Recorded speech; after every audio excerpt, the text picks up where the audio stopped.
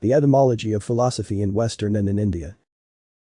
Darshana is called philosophy in India, which came from Sanskrit word and the meaning is to see, by that we mean self-realization, but not in a regular sense of seeing.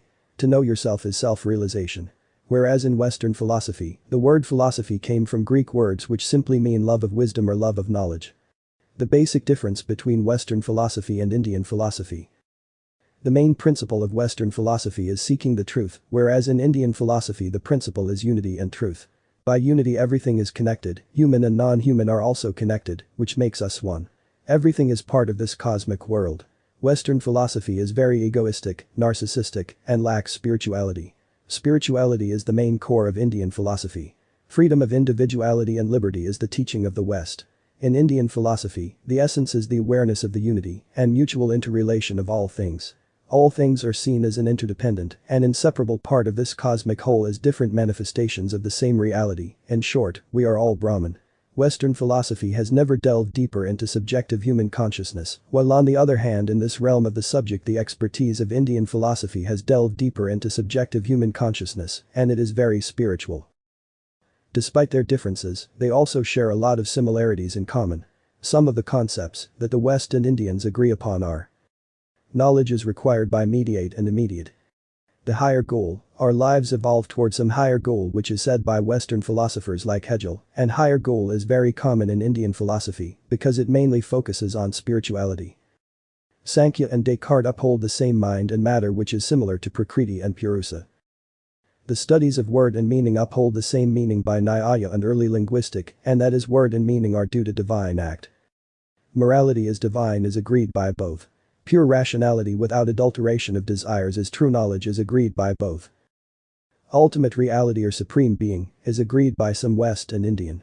From that we can know their similarities, characterizing Indian philosophy as wholly spiritualistic and Western philosophy as wholly materialistic is wrong. Each school of philosophy has its own teaching, and some share common beliefs and sometimes very different from each other. The meaning and scope of Indian philosophy. The origin of Indian philosophy could be traced back from Vedas. Vedas are the earliest record available in Indian culture. The foundation of Indian philosophy is Upanishad. Indian philosophy denotes the philosophical speculation of all Indian thinkers, ancient or modern, Hindus or non-Hindus, theists or atheists. Indian philosophy is known as Hindu philosophy, and this would be true if only the word Hindu is taken in a geographical sense, because claiming Indian philosophy as Hindu culture or religion is completely wrong.